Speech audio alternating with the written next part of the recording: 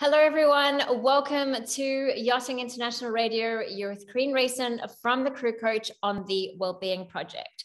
Today, I have with us Sally Friend. So Sally Friend has been in our community for a very long time. She's part of the TCC tribe. You might have seen her for the Bright Member Award that we have in our membership.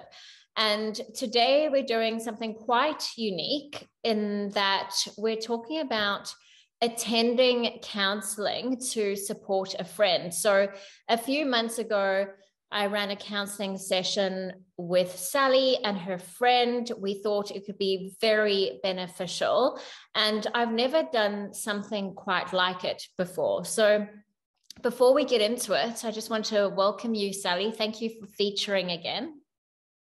Pleasure.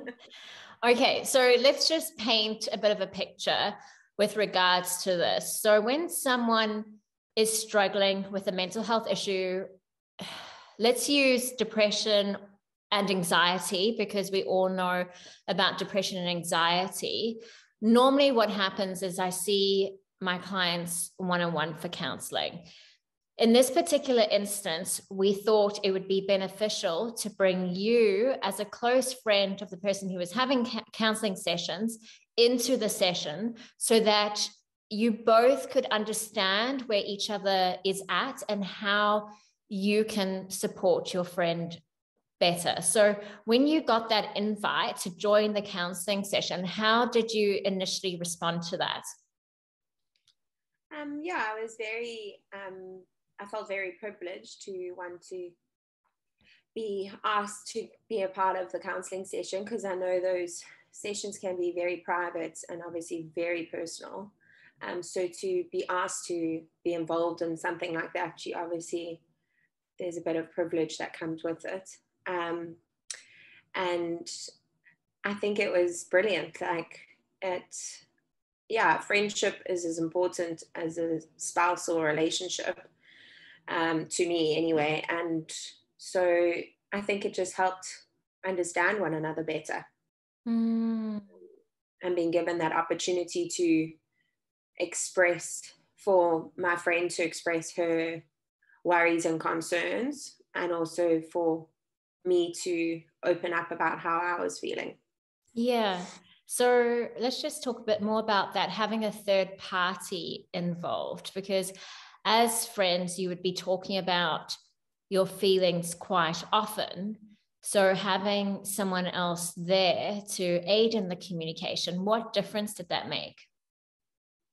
Well, I think when you obviously are communicating with a friend and having a heart-to-heart, there's always an element where you want to be really supportive towards your friend and you want to listen to their problems and have a solution to give them. Because often, if a friend comes to me with a concern, I often feel not obligated, but I would like to try and help that friend find the solution and resolve their issues. And sometimes that's just not the case. Sometimes you can't fix problems. And obviously with not having any psychological experience as a counselor or anything like that, it's very hard to know whether you're giving the right advice. And I think having you in the room with us helped me know whether I was offering the correct advice or I also think sometimes friends can be enablers, and it's hard to know whether you are just encouraging that person to carry on down a terrible path, or whether you're actually helping them find a solution. And having you in the room navigate that was very helpful. Yeah, it's interesting because sometimes with our friends, we can tell them what we think may help, and we're trying to stay positive for them, but then that's not maybe what they need as a strategy.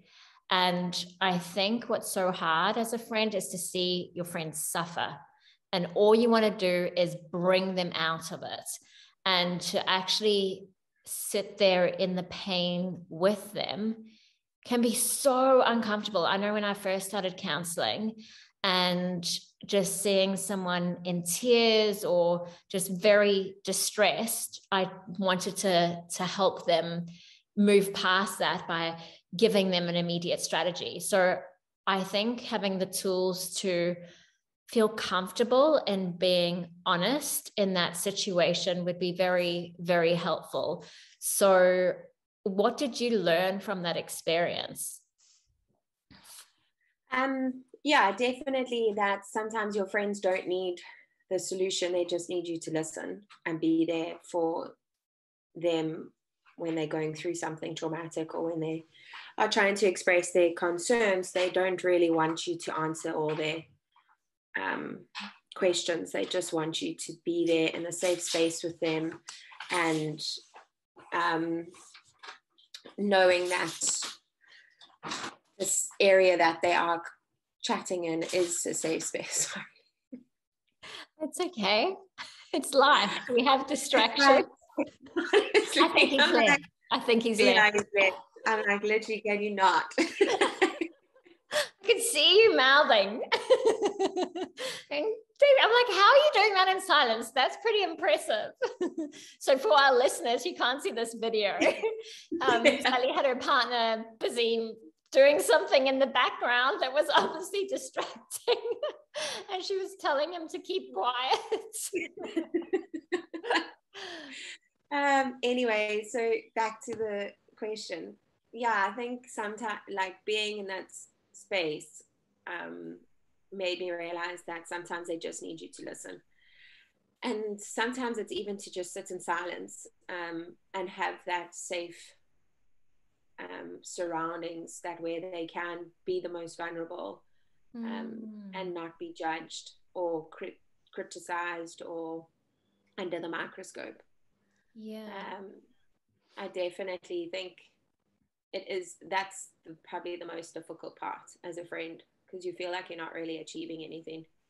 And it's frustrating. Yeah, it is quite frustrating, but at the end of the day, if that's all that they want from you or need from you, that's all that you should be offering them. And I think you highlighted a very important point at the beginning of this interview, and that is, as a friend, you have needs too. So normally what we tend to do is put our own needs aside to be there for our friend. But sometimes when the person is in pain or suffering, they can't perhaps empathize with what our friend is going through in the notion of you being a support person to this individual. So were you able to articulate your needs in that session, do you think? Yeah, I definitely think it helped my friend understand my point of view with certain scenarios and situations, because obviously mental health is such a delicate matter, and it's something that I've always been very proactive about and trying to understand more. I mean, I have struggled with some mental health issues in the past, and I always think it's an ongoing thing. But when someone is severely depressed, it can be very hard for myself to understand my friend's mindset and I guess logical thinking and things like that. So I tend to, it gets harder and harder for me to understand what they're going through. Yeah. And I think, again, like you said, it's also important to protect yourself in the situations like that, because there are times when you need to I wouldn't say distance yourself, but just to have boundaries in place so that you can also just process your own thoughts, because you might be going through something in your personal life which your friend might not be aware of, or things like that. And I think having a safe space where we spoke with you, Corinne, definitely helped my friend understand that it's not me neglecting her or me never being able to talk to I just need some boundaries in place so that it's easier to manage and maintain, because you don't want to end up getting to a point where you can't do it anymore, and then your friend loses their support network. So I just think having that space where we could talk and have a safe and a mediator to express and ask the right questions, like yourself, it helped save, I guess, that friendship where sometimes it can feel a bit too much and you need some time and space apart.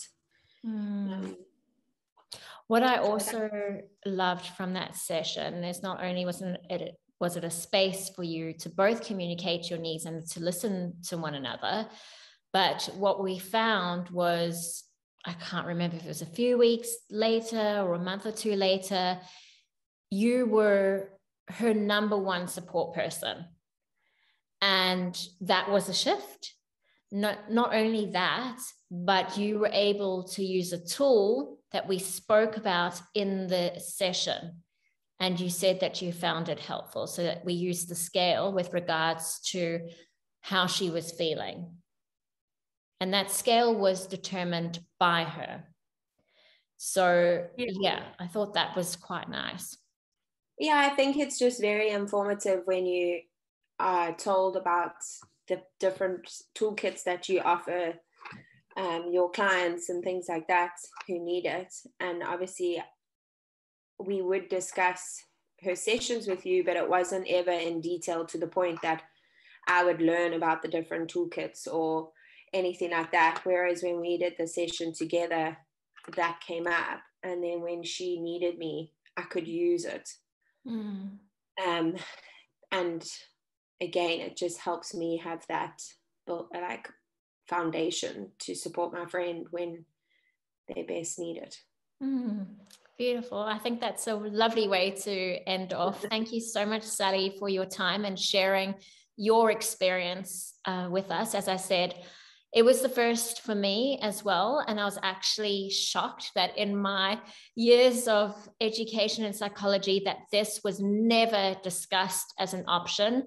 And just seeing you both work through it in the session just highlighted to me how important it is, and not to be afraid to, I mean, we do couples therapy. So I'm like, well, why can't there be friends therapy as well? Yeah, I think that's it. So I think at the end of the day, it's realizing that a friendship is just equally as important as a relationship with any partner you have. And it definitely helped myself and my friend develop a stronger bond and just a better understanding of each other's needs, because I think sometimes it can be very, what's the word? It can get lost in translation. And sometimes you can end up hurting one another, insulting one another, but all it is actually trying to express your needs. Thank you so much, Sally. Lovely to see you again. You too. Thanks so much. Bye.